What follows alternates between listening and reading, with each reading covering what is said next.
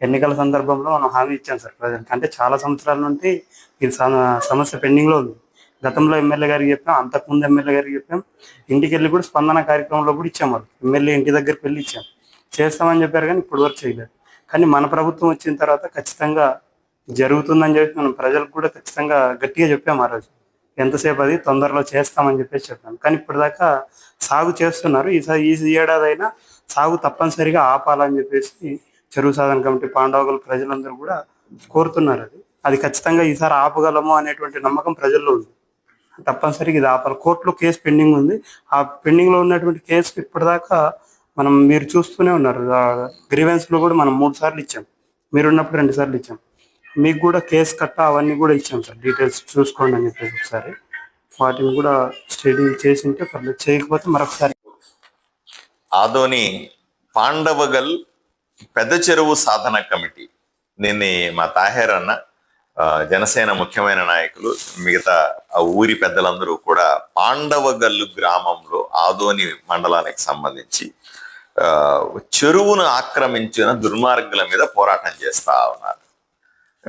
ఊరికి సంబంధించిన చెరువు అప్పట్లో వైఎస్ఆర్సీపీ పార్టీకి సంబంధించిన కొంతమంది వ్యక్తులు దాన్ని చెరువును ఆక్రమించుకొని సాగు చేస్తా ఉన్నారు. అప్పుడు భయపెడతా ఉన్నారు, అప్పుడు బెదిరిస్తా ఉండి వీళ్ళని అణిచేస్తా వచ్చినారు. దీంతో ఏమైంది, ఊరు ఎప్పుడైతే నీళ్లు లేకుండా పోతాయి చెరువులో, ఊర్లో భూగర్భ జలాలన్నీ కిందకి వెళ్ళిపోతా ఉన్నాయి.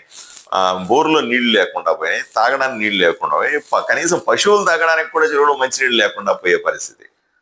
వీళ్ళు పోయి దాన్ని కంప్లైంట్ చేస్తే దాని మీద ఏదో కోర్టు కేసు. అది ఈ ఊర్లో చాలా సహజంగా ఏంటంటే ఆక్రమించుకుంటారు, దాని మీద ఏదో కేసు వేసేస్తారు, కేసులో ఉంది అని అధికారులంతగా తప్పించుకొని తిరుగుతూ ఉంటారు.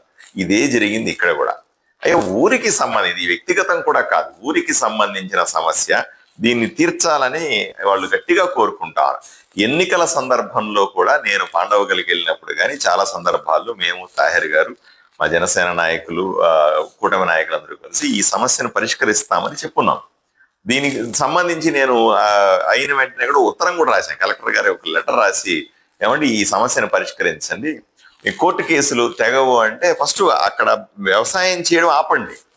చెరువులో వ్యవసాయం చేయడం ఏంటండి, ఫస్ట్ ఆ చెరువుని ఆక్రమించుకున్న వాళ్ళకి ఏదైనా కోర్టు కేసులు ఉంటే అది గెలిచిన తర్వాత వచ్చి దాన్ని తీసుకోమని చెప్పండి.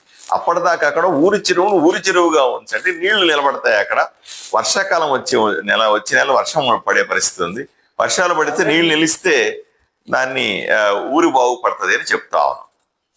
వీళ్ళు చాలా బాధగా చెప్తున్నారు. ఏమండి, ప్రభుత్వం వచ్చే సంవత్సరం